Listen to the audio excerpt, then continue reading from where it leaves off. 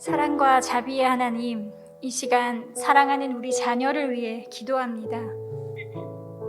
이 아이를 우리에게 보내심은 우리로 그 자녀를 맡아 주님의 도를 가르쳐 주님의 백성으로 자라게 하심인 줄 믿습니다. 그러나 주님, 부모라는 귀한 책임을 맡았지만 때때로 실수하고 헤매기도 했습니다. 세상의 여러 소리에 흔들려 혹여라도 우리 아이가 뒤처질까 두려워 아이를 하나님의 품에 아닌 세상으로 내몰기도 했습니다. 하나님께서 맡기신 자녀라는 것을 잊어버리고 내 뜻과 욕심대로 자녀를 만들려고 했습니다. 모든 자녀를 같은 마음으로 사랑하고 품지 못하고 인간의 본성을 따라 때로 아이들을 비교하고 차별하며 상처를 주기도 했습니다. 모든 것이 처음이라 낯설고 서툴지만 이제 다시 우리가 하나님의 말씀으로 자녀를 양육함을 배워 주님의 백성으로 길러낼 수 있기를 기도합니다. 그래서 우리 아이가 하나님 앞에 선을 행하며 그의 삶이 하나님께 아벨과 같이 기뻐 받으시는 제물로 드려지기를 원합니다. 삶의 우선순위를 주님께 두고 가장 최고의 것으로 주님을 예배하는 자녀가 되기를 원합니다. 이 땅에서 사는 동안 주님께서 부여하신 재능을 발휘하여 세상을 변화시키고 끝까지 믿음을 지켜 주님께 사랑받고 자랑이 되는 자녀 되게 하실 줄을 믿습니다. 주님의 뜻이 아이의 삶에 온전히 이루어지기를 바라며 오직 한 길 되시는 예수님의 이름으로 기도합니다. 아멘.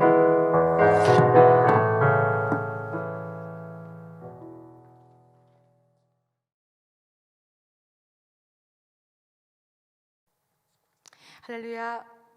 안녕하세요. 어머니 기도회에 오신 여러분들을 진심으로 환영합니다. 저는 정영고 목사입니다. 오늘 강의를 불러주시고 초청해 주셔서 감사를 드립니다. 오늘 우리에게 주시는 하나님의 말씀을요, 먼저 보겠습니다. 창세기 4장 1절에서 2절 말씀입니다. 자, 창세기 4장 1절 말씀을 한 목소리로 함께 읽겠습니다. 아담이 그의 아내 하와와 동침하매 하와가 임신하여 가인을 낳고 이르되 내가 여호와로 말미암아 득남하였다 하니라. 그가 또 가인의 아우 아벨을 낳았는데 아벨은 양치는 자였고 가인은 농사하는 자였더라. 아멘. 하나님의 말씀입니다. 네. 오늘의 제목은 최초의 어머니 하와입니다. 같이 읽어볼까요? 제가 최초의 어머니 그러면 하와를 말씀해 주세요. 최초의 어머니 그렇습니다. 예. 하나님의 평강과 은혜가요, 지금 이 자리에 여러분과 저와 함께 하기를 간절히 소망합니다. 우리는 지난 시간에요, 4번에 걸쳐서 부부의 세계에 대한 강의를 들었습니다. 부부의 관계가 무엇이고 부부의 소통이 어떻게 이루어져야 하는지, 그리고 남자가 어떤 성향인지를 알게 되었고요, 아내의 역할이 무엇인지 우리가 지난주에 통해서 배울 수 있었습니다. 다 기억나시지요? 네, 대답하시면 돼요. 다 기억나시죠? 네, 하시면 됩니다. 그래서 대답을 안 하실 것 같아가지고요, 제가 대답 잘하는 방법을 알려드릴게요. 제가 세 하면 신 해보세요. 세, 그렇죠. 제가 신 하면 세를 하시는 거예요. 신, 네, 그렇죠. 세, 신, 그렇게 잘 하시면 됩니다. 그렇게 대답을 하시면요, 저희 지금 이 시간이 굉장히 풍성해질 것 같아요. 세, 네, 신, 너무 똑똑하세요. 여기 어머님들 너무 똑똑하십니다. 자녀들도 똑똑할 줄로 믿습니다. 오늘부터는요, 새로운 주제로 강의가 시작됩니다. 성경 속의 인물, 여성을 탐구하는 그 첫 번째 시간입니다. 제가 오늘 여러분에게 소개할 인물은 바로 이분입니다. 또 뒤로 가고 있군요. 예. 자, 바로 이분. 이분은 누구일까요? 바로 이름은 하와입니다. 어떻게 아름답나요? 예, 이 사진은 하와 되게 많은 명화 중에 하나를 제가 뽑아온 것이고요.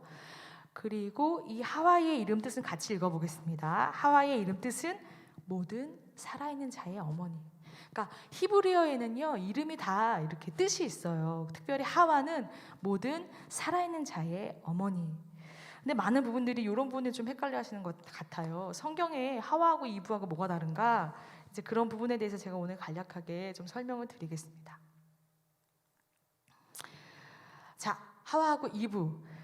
하와는요 히브리어로 하와예요. 히브리어로 저희가 이제 성경을 이렇게 해석하다 보면은 히브리어 원전을 가지고 성경을 번역을 하거든요. 거기에 나와 있는 이름이 하와입니다.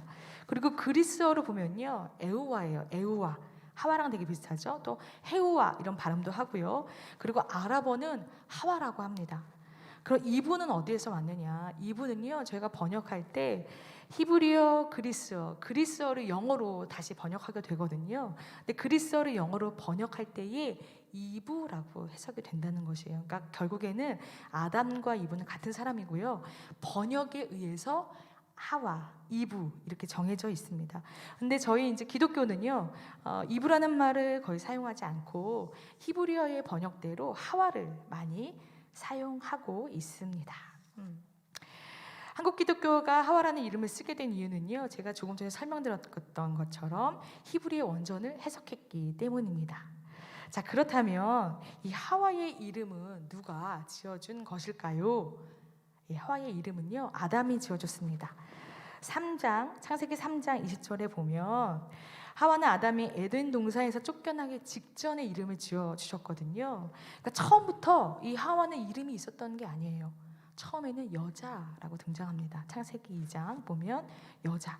근데 3장부터 보면 죄를 범하고 에덴 동산에서 쫓겨났을 때 하와는 이름을 갖게 돼요. 그리고 그것을 지어준 사람은 바로 남편인 아담인 것입니다.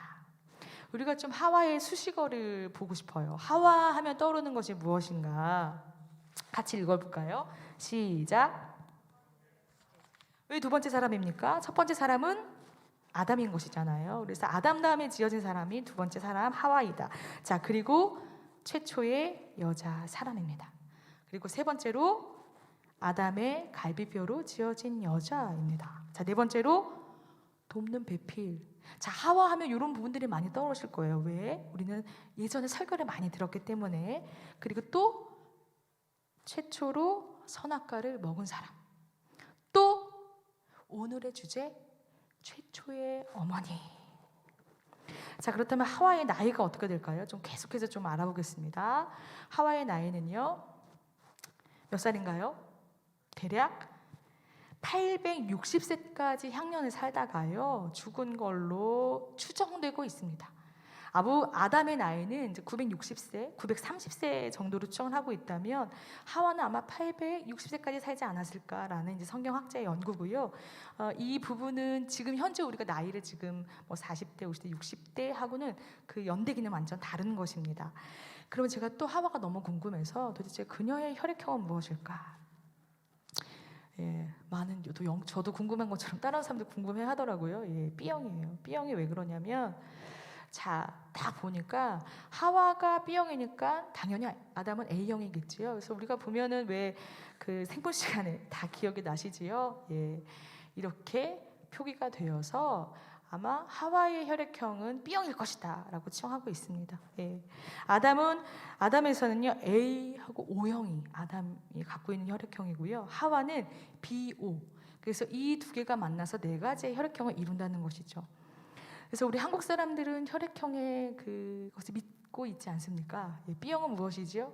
다혈질적이고 또 리더형이고 이제 여러 가지 이유가 있잖아요. 근데 그것을 기반으로 해서 이건 맞는 것은 아니고요. 대략 추정해 보니까 네 가지의 혈액형이 나오려면 이거는 한국 한국 창조과학연구소에서 이거 만든 거거든요. 그러니까 네 가지의 혈액형이 나오려면 대체로 하와는 B형일 것이다 라고 추측을 하고 있는 것입니다. 그러면 계속해서 볼 때에 이제 세 번째, 성향이 어떠했는가? 하와의 성향. 여러분도 한번 말씀을 읽으면서 여러분이 상상한 하와와 같은지 보세요.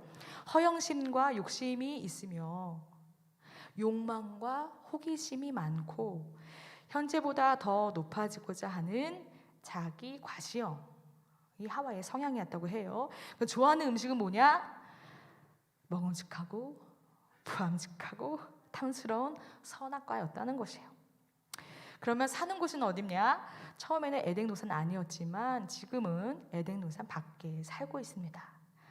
자, 여기서 퀴즈 문제예요. 그 다음 문제인데 맞추시면 제가 다음 주에 핸드크림 드릴게요. 아시는 분은 손을 들어주시면 되겠습니다.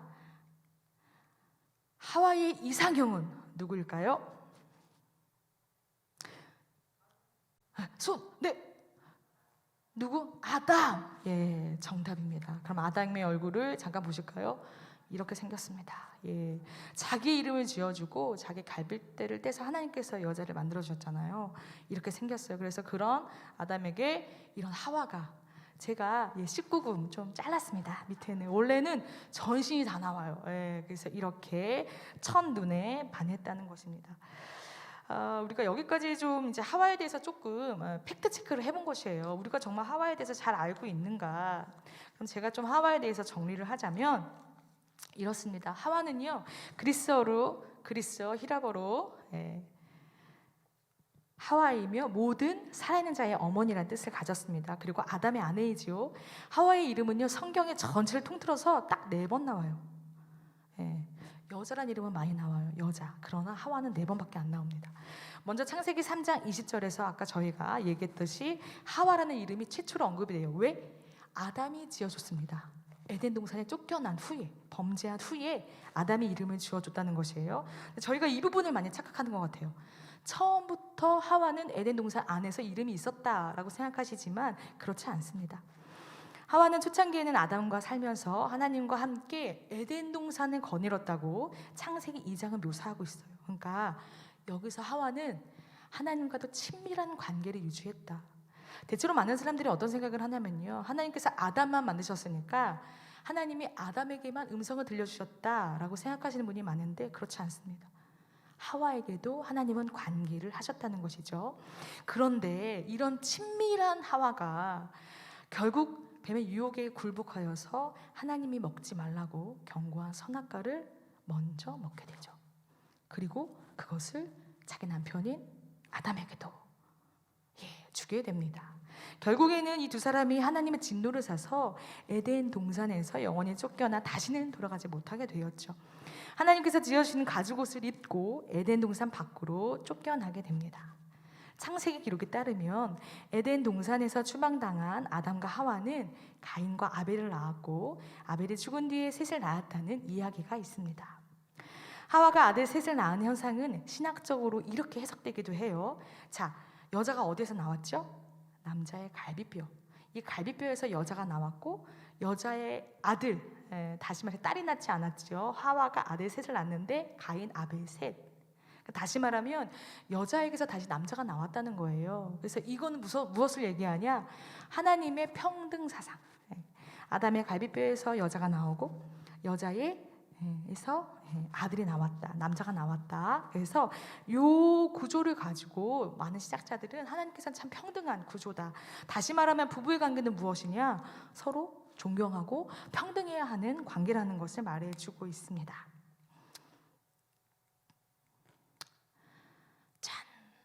최초의 어머니 하라. 생명이란 이름의 뜻을 지닌 하와는요, 하나님께서 아담의 돕는 배필로 만드셨잖아요. 갈비뼈를 뽑아서 하나님께서 하와를 창조하신 방법은요, 처음 그녀에게 붙여진 명칭인 여자라는 칭호였고요. 그리고 자녀와 부모 사이에 존재하는 관계성조차도 능가하는 부부간의 친밀함, 신성함, 그런 임무를 다루고 있습니다. 안타까운 것은 사단의 유혹에 넘어갔다는 것이 너무 안타까운 것이죠. 그래서 죄의 결과가 무엇입니까? 하나님으로부터 잉태의 고통, 그리고 남편의 다스림. 사실은 평등한 관계였어요. 그런데 죄를 범하고 난 후에 남편의 다스림을 받게 되는 것입니다. 이때 하나님은 전적으로 부패하고 무능한 인간들을 위해서 여자의 후손이라는 말을 남기시면서 이 여자의 후손, 다시 말하는 하와의 후손에서 메시아가 나올 것을 언약하기도 하십니다. 하와라는 명칭은 사탄의 유혹으로 타락한 후에 주어진 이름이라는 것을 제가 아까 알려드렸죠. 그리고 하와의 뜻은 모든 산자의 어머니. 사실 하와라의 이름은요, 2가지 다 가지고 있는 거예요. 생명도 있지만 죽음도 존재한다라는 것이죠. 그것이 하와라는 사람입니다. 모든 산자의 어머니이기도 하지만 이제 범죄하고 에덴 동산 밖에서 나왔기 때문에 유한하지 않았잖아요, 인간의 생명은.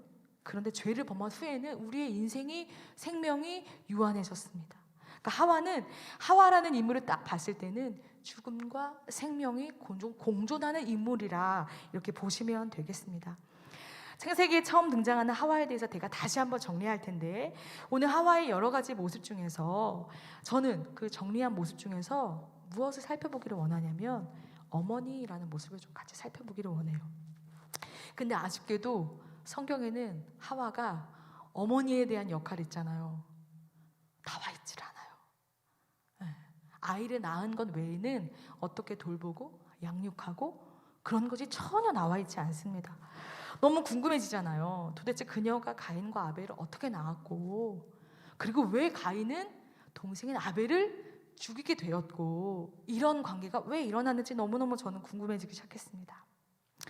그녀가 범죄한 이후 하와가 달라진 것이 있다면, 하와는 아까 제가 잠깐 성향에 대해서 설명드렸죠. 허영심이 있고 호기심이 많아가지고 어떤 것을 막 하고 싶은 자유의지가 발동하는 사람이었는데, 범죄한 이후의 하와는요, 하나님을 온전히 의지하는 여인으로 바뀌었어요. 그것을 무엇을 통해서 알 수 있냐면, 먼저 가족관계를 저희가 볼게요. 가족관계는 이렇습니다. 아담과 하와가 있고 그 아래에 가인과 아벨이 있지요. 그 뒤에 셋은 제가 나중에 좀 설명을 드리고요. 근데 보니까 가인이라는 사람의 이름은 무엇이면 뜻이 뭐냐면, 아까 히브리어 이름은 다 뜻이 있다고 했지요. 같이 읽어보겠습니다. 가인의 이름의 뜻은 어둠이에요. 그러면 아벨은 무엇일까요? 아벨은 숨, 허무. 그 이름 자체에 아벨은 벌써 숨 그리고 허무하다는 게 있었다는 거예요. 그리고 또한 가인은요, 어둠이라는 이름을 가지고 있었고 그의 직업은 무엇이었냐? 무엇이었죠? 농부였어요. 그 아벨의 직업은 무엇이었냐? 목자였습니다.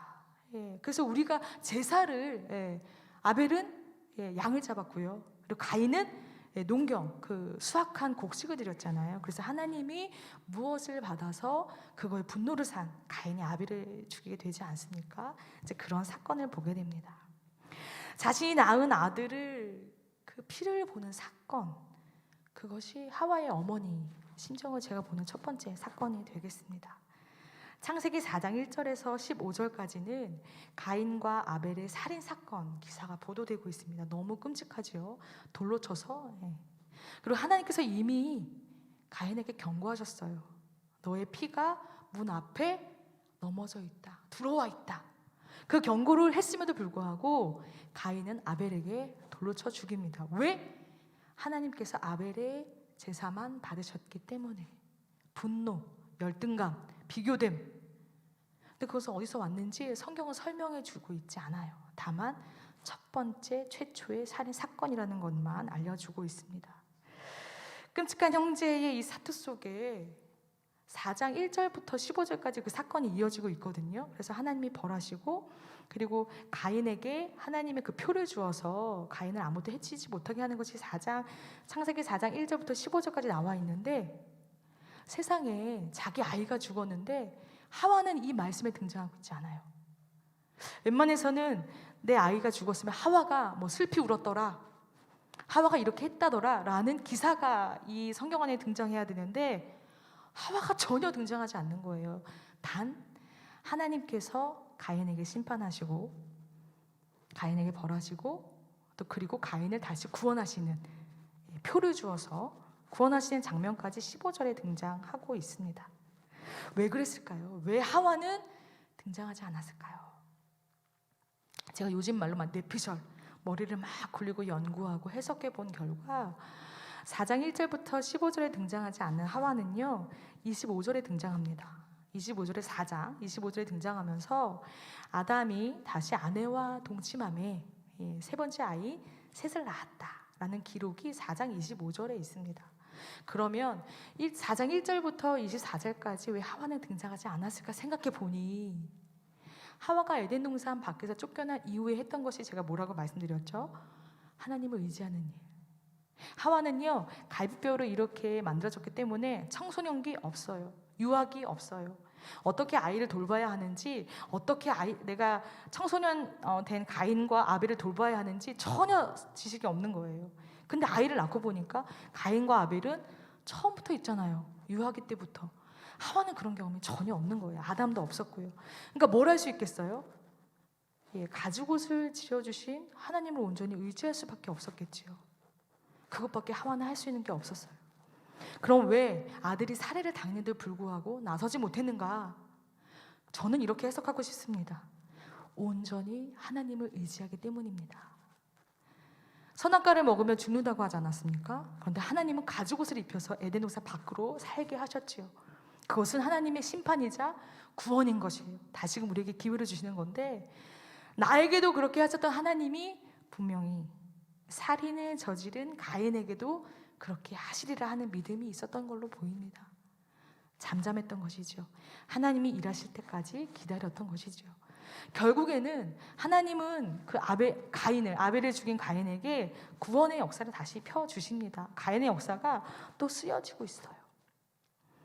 그리고 나서 하나님께서 이후에 무엇을 하셨느냐? 하와에게 세 번째 아들을 주지 않습니까? 이 셋이라는 인물은 메시아의 혈통이에요. 다시금 말하면 하나님께서는 하와를 통해서 구원의 역사, 구원의 메시아를 다시 이어가게 하셨다는 것입니다. 저는 오늘 하와를 보면서 다양한 이야기를 여러분과 나누고 싶었지만 결국에 하와는 어떤 어머니였는가라는 초점에 좀 맞추게 되었습니다. 그러다 보니까 요즘에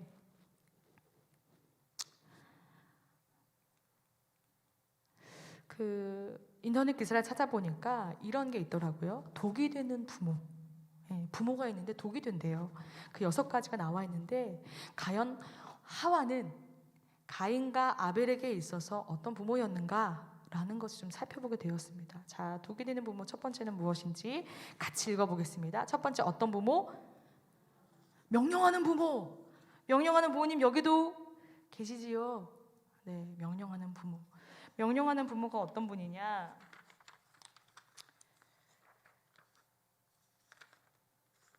아주 사소한 것까지 개입하는 거래요. 아주 사소한 것까지 개입하는 부모님.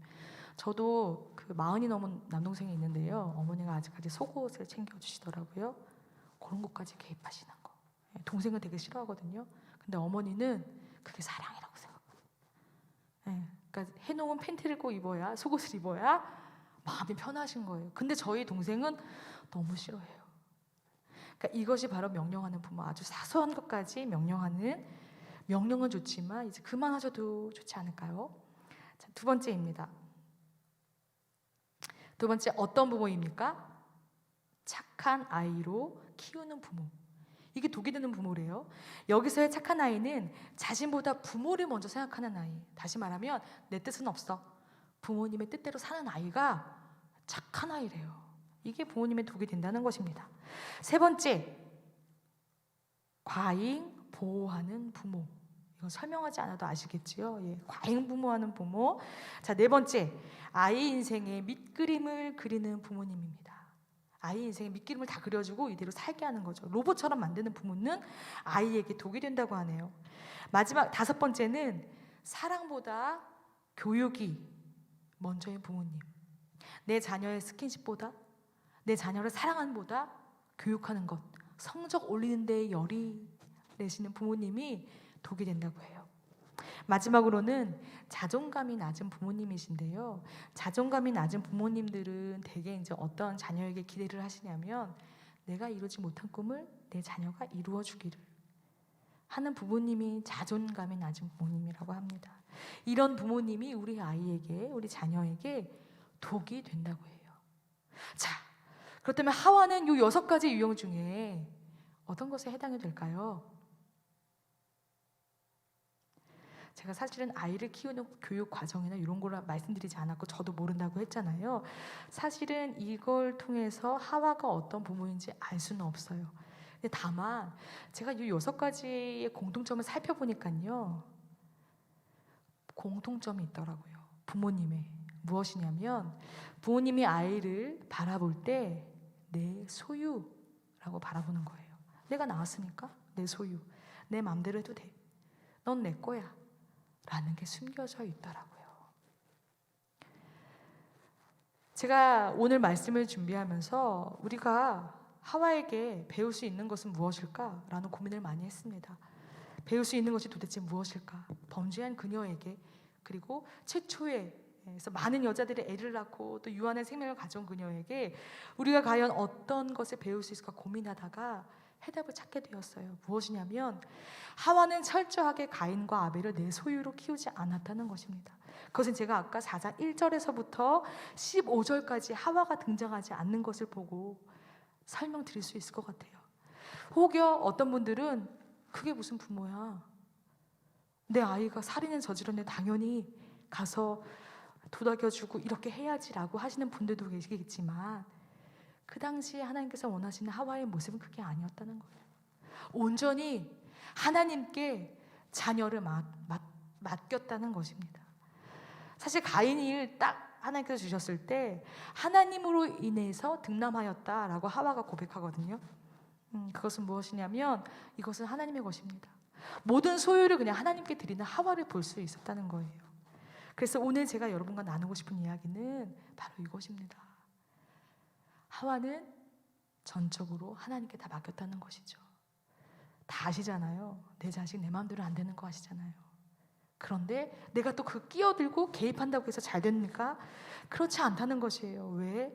그의 인생은 우리 것이 아니고 하나님의 것이기 때문입니다. 사랑하는 수요 어머니 기도에 참석하신 우리 어머님들, 오늘 저는 이렇게 이 시간에 같이 기도하고 싶습니다. 무엇을 기도하냐면 하나님, 혹여나 내 안에 내 자녀를 소유 삼고 있습니까? 그래서 하나님께 맡겨드린다고 하면서 내 욕심으로 내 자녀를 바라보고 있지 않습니까? 라는 기도를 함께 나누고 싶습니다.